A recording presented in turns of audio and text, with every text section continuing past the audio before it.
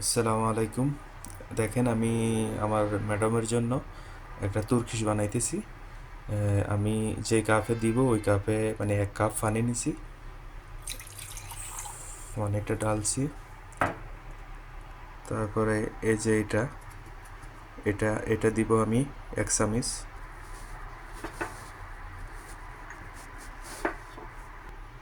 আমি দিয়ে দিতেছি 1 চামচ, একটু বেশি হয়ে গেছে। তারপরে আমি এটা মানে এটাতে সুগার সুগারও অনেকজনে চায়, কিন্তু ও সুগার লাগবে না।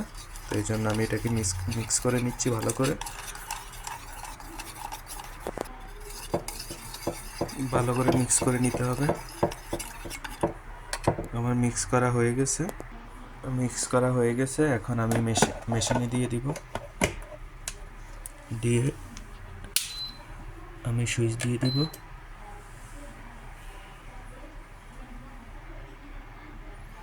তো 5 মিনিট লাগবে।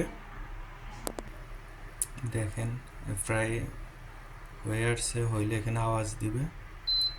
দেখছেন আওয়াজ দিতেছে। এখন আমি সুইচটা বন্ধ করে দিব। এখন দেখেন এটা হচ্ছে তুর্কিশ।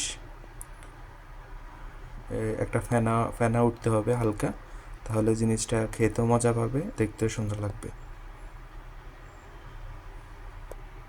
এখন আমি ডালবো।